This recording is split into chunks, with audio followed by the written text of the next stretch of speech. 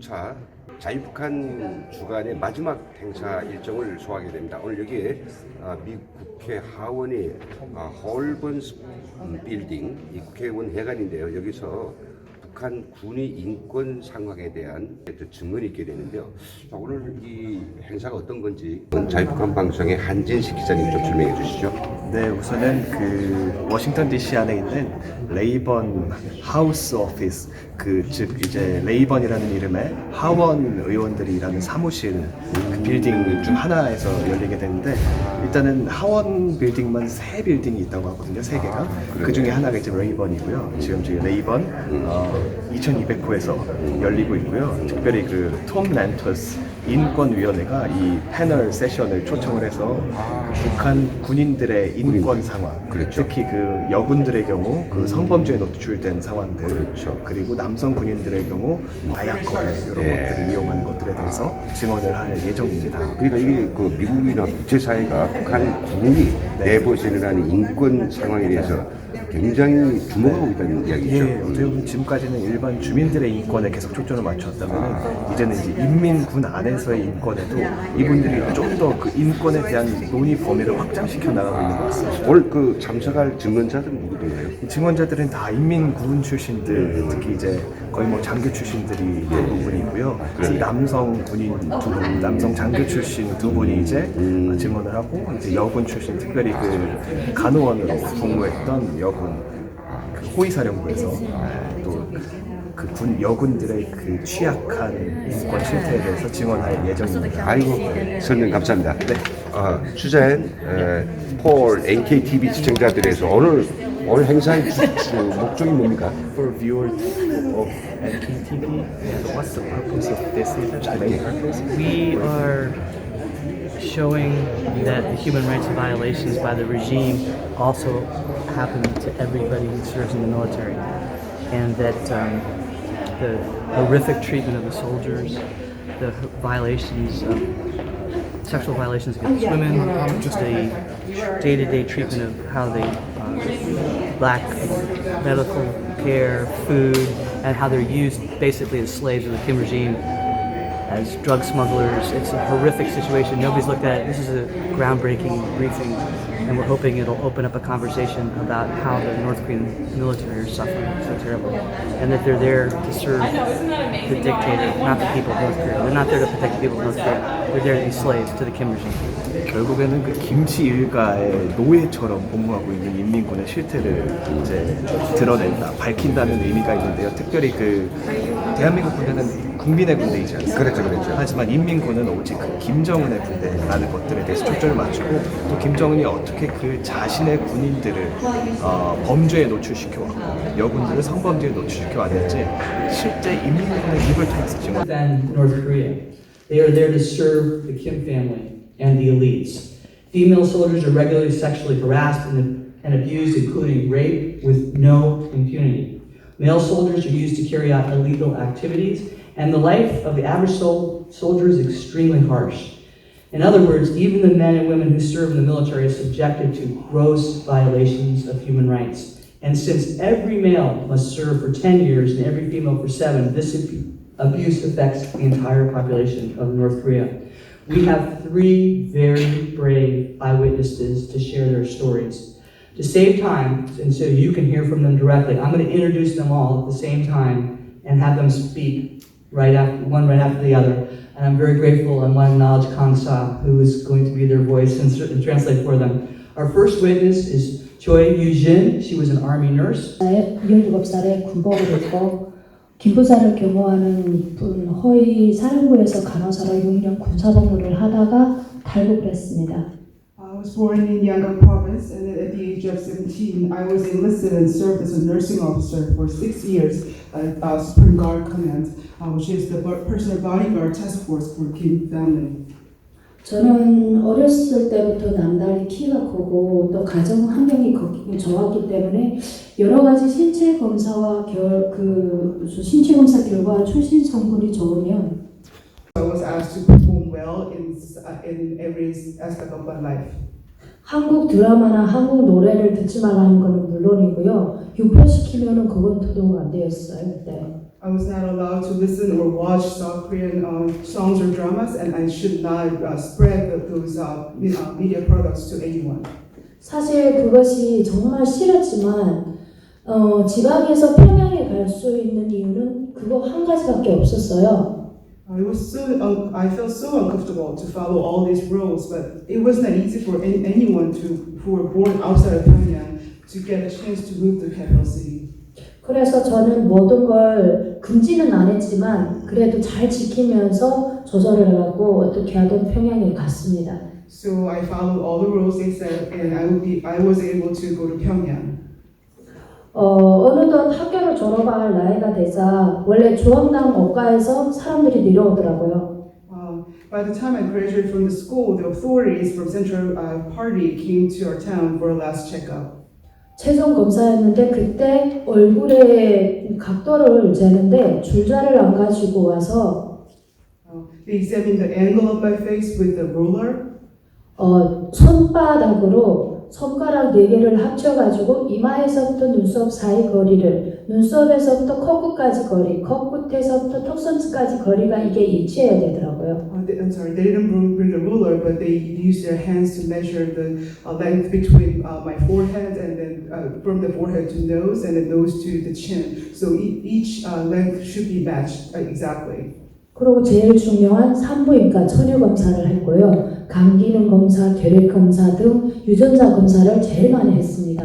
And also I went through the gynecology test, liver function test, and TB test, and also another genetic disease test also. 검사에서 저는 합격을 받아서 설레는 마음으로 부모님의 발효를 받으면서 저는 평양으로 떠나게 되었습니다. They finally gave me a notice of acceptance, so I was so excited, and all the families and friends gathered together, so sent me off. 저는 평양시 삼석구역 원신이라는 데 약간 좀 떨어진 외진 구역에서 신병교육 3개월을 받았습니다. I received a recruit training for 3 months in Wonjin Samsung district in Pyongyang, which is a little bit of a outskirt of Pyongyang. 그 다음에 간 것이 서산구역 연목동이라는 171호 병원 간호 전문대, 거기에서 간호사 교육을 받았습니다. And I was into a training school for Supreme Guard Command nursing officers located in Yeonmun-dong, Seosan district in Pyongyang.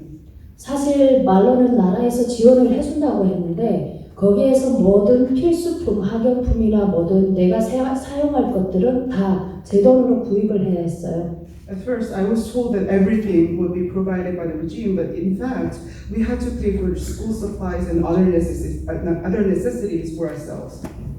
거기에서 교육을 받을 때 거의 자녀들이 다 빽이 있고 권력이 있고 그런 사람들의 자녀들 뿐이어서 사실 저희 같은 거는 힘들었어요. The biggest challenge I faced was that I was surrounded by the people from powerful, wealthy families with lots of connections. 제일 힘들었던 게 주말마다 완전히 새까만 자들이 와서 애들을 태워나가는데 지방에서 올라온 애들은 그걸 바라보면서 고향 생각이 나서 울기도 했고 또 그에 대해서 우리는 어떻게 할까 하면서 많이 고민도 했어요. When the weekend came, the biggest problem for me was that my classmates went out to see their families who drove these big black cars to take their children. But for those of us who came from the farther region, we couldn't do that. So some of us actually cried. 사실 그들과 교줄 수 있는 거는 저는 실력밖에 없어가지고 악을 쓰고 남들보다 공부를 열심히 해가지고 높은 점수로 제가 학교를 졸업했습니다. The only way I could overcome any of my shortcomings was to do better than anyone else. So I tried really hard, and so I could graduate as an honor student.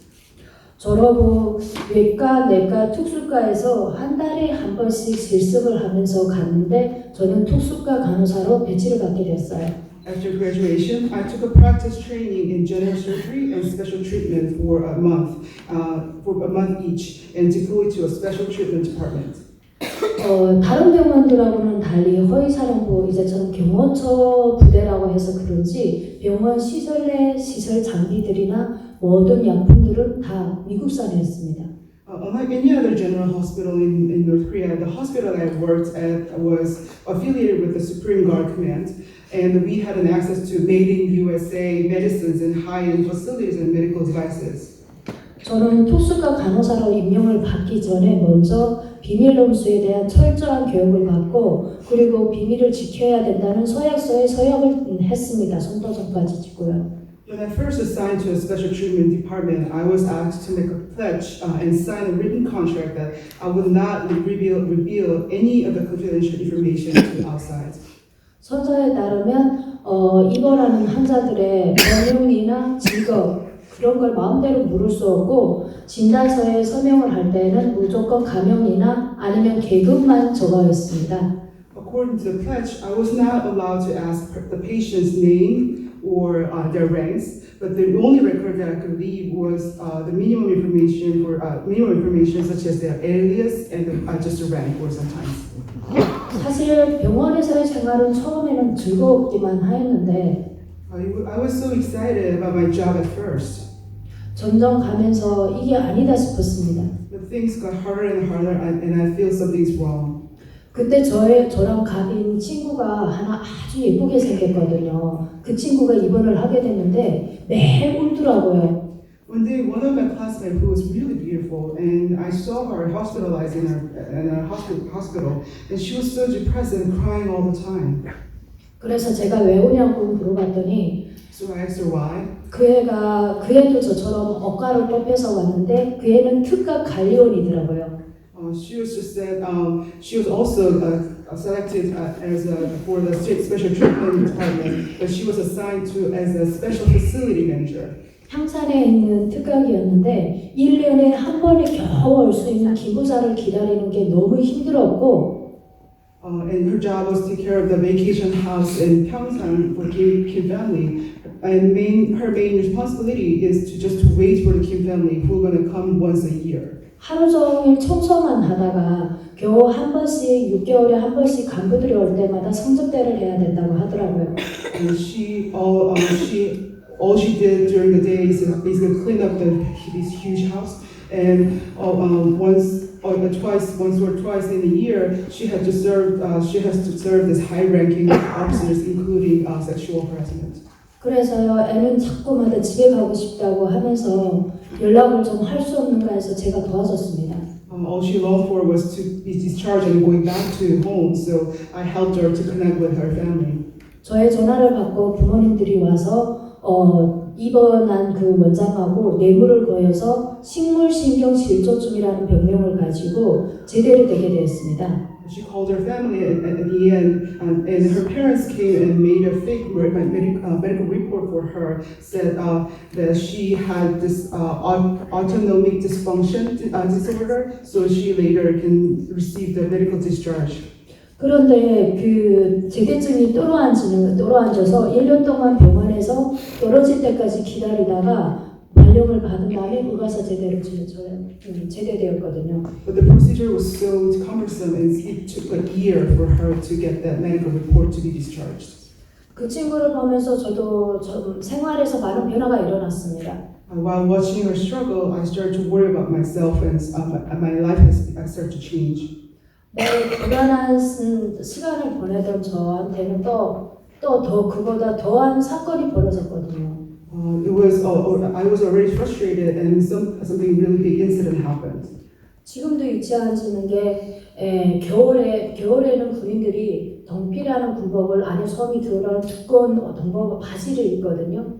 One thing I still remember is that in the winter we usually wear our winter uniform. 그 바지가 피범벅이 되어서 실려왔는데 남자 위생지도원이 데리고 왔는데 그 위생지도원은 무슨 여자들이 생리를 이렇게 하나 하면서 들어오더라고요. One of the female soldier was brought to our hospital, bleeding heavily in her lower bodies, even though she was wearing a thick uniform. And one of the assistants actually told us that. I kind of complained to us, saying that, "Oh, what's wrong with this girl? Does she have a period or something?" 그래서 저도 뭔가가 대책이 필요하다고 생각을 했고 저희 아빠한테 연락을 했거든요. So while witnessing these cases, I thought that I should, it might be that a good place for me to stay here. So I give a call to my father back home. 그래서 매해마다 산부자들한테 충성의 마음으로 소문을 올리는 게 있었어요. And every year we have to give this present out of loyalty to the Kim family. 그래서 선물꿀, 토종꿀을 30kg 해주겠다는 이유로 저는 집이 휴가를 받고 오게 되었습니다. And what the idea that I came up with was that I'm going to give 30 kilograms of honey to Kim family and make it as an excuse to be discharged or have a vacation so that I can go back home. 근데 집에 와 보니까 제가 선물꿀 해갈 형편은 안 되고 부모님은 어떻게 해서든지 뭐든 팔아서 해주겠다고 하는 상황이었고 할 말이 없어지더라고요. But what I found back home was a miserable reality that I didn't expect it. My father, who used to be a really good businessman, he lost every wealth, but he still insisted that he was going to do everything, anything that he could do in order to get her out of the military. 아버지가 회사를 다녀가지고 집안이 엄청 잘 살았는데 My dad was really, my family was really well off because my father owns this business. 그 모습은 하나도 없어지고 저그마한 공장 경비실에서 살고 있더라고요. But now they sold the house and then they basically lost their wealth and they had to stay at the janitor's office in the factory building. 그래서 어떻게 된 사실인가고 물어봤더니 아버지가 다니던 회사가 부도가 나게 되자 그 빚을 갚아주는 대가로 저희한테 새 집을 주겠다고 그리고 아빠를 이용했더라고요. So I asked what happened, and he said the company my father used to work went bankrupt, and the manager of the company asked him to basically, if my father sold our house and invested money to the company, then he's going to pay back, and also he promised to give a new house to us.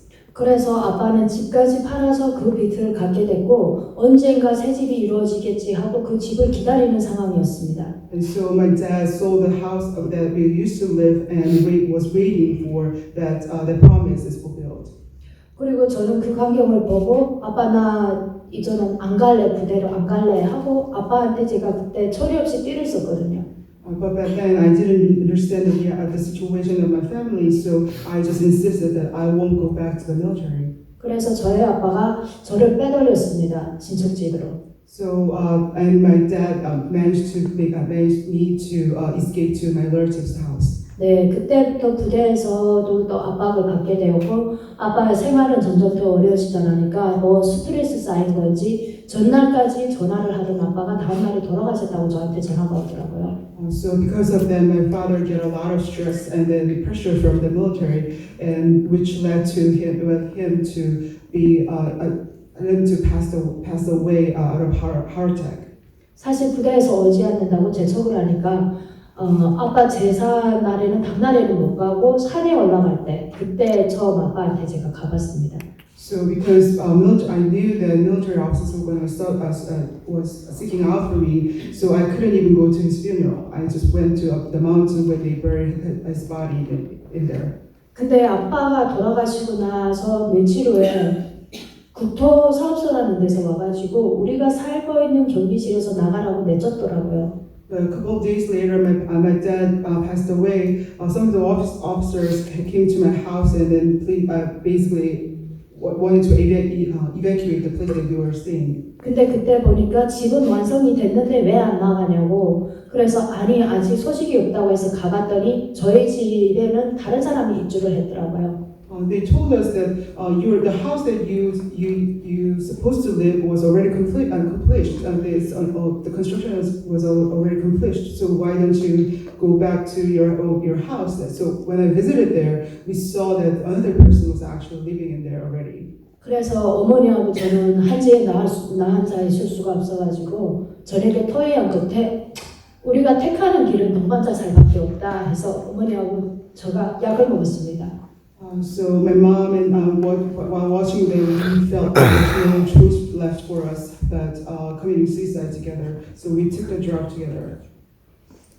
근데 제가 저보다 어머니보다 제가 먼저 쓰러지는 걸 보니까 부모님이 자식한테 죄를 짓는 것만 같았는지 구원의 요청을 보냈거든요. 살려달라고. 우리 딸만을 살려달라고. I took the medicine, the drug first to to commit suicide, but when my mom saw me fall down on the floor, she was scared and felt guilty, so she asked neighbors for help. 그래서 저 집 주변에서 살고 있던 분들이 거기에는 응급차라는 게 없어가지고 구루마에다가 우리를 실어가지고 병원에 데려갔거든요. But the neighbors try to help us, but there's no ambulance or any cars that could carry us. So basically, the neighbors took us to this carriage and then sent us to the hospital. 병원에 가서 저는 보름 만에 깨어났고 어머니가 한 주일 만에 깨어났더라고요. I basically woken up after 2 weeks, and my mom. It took for my mom to wake up about a week from the hospital. 눈을 떠보니 집은 벌써 밖에 다 나와 있는 상황이었고 그 건물은 없어졌습니다. And we found out that the generous house or generous room that we stayed was already demolished, and all of our stuffs were out of the street. 살 데가 없다고 생각을 하니 내가 왜 살았나 싶어가지고 또 그 자리에서 제가 칼로 가지고 팔을 그었습니다. So without having any place to live or any place to stay, I felt there's no meaning for me to live longer. So I tried to cut my wrist. 팔을 굽고 또 그거에서 실패를 해가지고 정적을 달고 있던 혈관줄 갖고 또 목을 베어서 3번을 죽으려고 시도를 했거든요. It was not the last time that I tried to hurt myself and try to commit suicide. I actually tried three more times. 3번 실패하자 죽으라는 운명이 아니구나라고 탓하고 저는 탈북을 시도했습니다. After 3 attempts, I figured out that my fate is not to be ended right now. So I decided to defect to China. 근데 그때 약을 먹고 제가 수전증에 걸려가지고 지금도 손을 많이 떨고 있고 좀 약간 병이 많이 생겼는데요. Because of the after effect of the drugs that I took, to commit suicide, I still have this disease and illness in my body. 혼자서 중국에 와보니까 어머니를 둬두고 온 게 남겨두고 온 게 제일 큰 실수였습니다. When I came to China, I found that it was a huge mistake that I left my mom alone in North Korea. 그래서 중국에 도착하자마자 제가 어머니한테 연락을 했습니다. 어떻게 하든가 어머니 오라고 저랑 같이 탈북하자고. So as soon as I got to China, I gave a call to my mom and urged her to come to China with me. 근데 저희 어머니가 이러시더라고요. 내가 나이 든 게 너한테 짐이 된다고. 그냥 죽어도 이게 고향에 묻히고 아빠 곁에 묻히고 싶다고 하시더라고요. But my mom refused to come to China and said, well, I'll be the burden for you, so I'm just going to stay here and be buried next to my husband. 그래서 제가 한국으로 오던 길에 제가 또 잡혀가지고 사채업자들한테 잡혔댔거든요. I was trafficked in China, actually, when I was on my way to South Korea. 잡혀가지고 제가 2층에 이렇게 감금이 되었는데 도망칠까봐 바지에 스타킹을 하나 입히고 슬리퍼를 하나 신겨 놓았습니다. When I was trafficked, I was detained in a second floor room where I didn't have any pants to wear. I just have shoes and a stocking. 근데 전화로 하는 걸 잠깐 들었는데 건장한 사람이 있는데 내장이 얼마라는 소리, 심장이 얼마라고 할 때 저는 눈앞이 깜깜했거든요. And I overheard the phone call that the broker was talking to, and they said, well, there's a person who needs kidney, and that was also shocking news for me. 그때 처음으로 저는 한 번도 탓해보지 못했던 부모님을 탓해봤어요. So it was actually for the first time that I blamed my parents. 그때는 뭐가 뭔지 모를 때니까 부모님은 나를 왜 낳아줬나고 하고 엄마를 탓했습니다. I didn't know.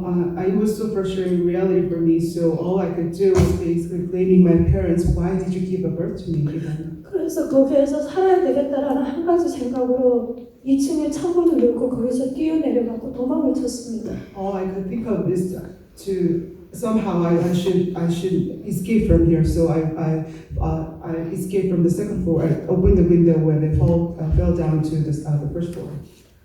그래서 제가 도망을 쳤는데 숨을 곳이 없어가지고 겨울에 3월달에 엄청 추운 겨울에 옥수수 더미 속에 뛰어들 in the early March, so I went to the cornfield there so that I can find a bush that I could hide. 네, 거기에서 제가 3일 동안 숨어 있다 보니까 바지에도 화장실 다 와버리고 또 거기에서 제가 나올 수가 없더라고요. I was hiding there for 3 days and I couldn't go anywhere because I don't know anyone. 네, 그런 고생을 하다가 제가 숨어서 지내다가 겨우 기독교선을 찾아가지고 제가 탈북의 길을 얻었습니다.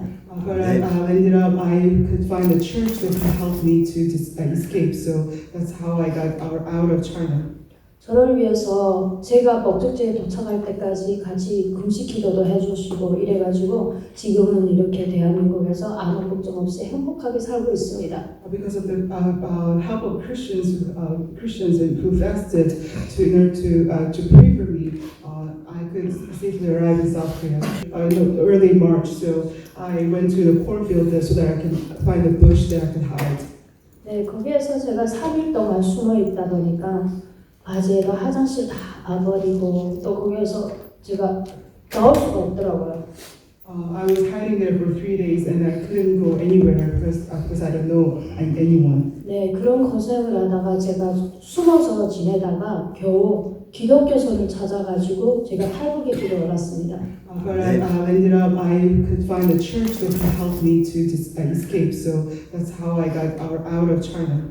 저를 위해서 제가 목적지에 도착할 때까지 같이 금식 기도도 해주시고 이래가지고 지금은 이렇게 대한민국에서 아무 걱정 없이 행복하게 살고 있습니다. Because of the help of Christians who fasted in order to pray for me, I could safely arrive in South Korea.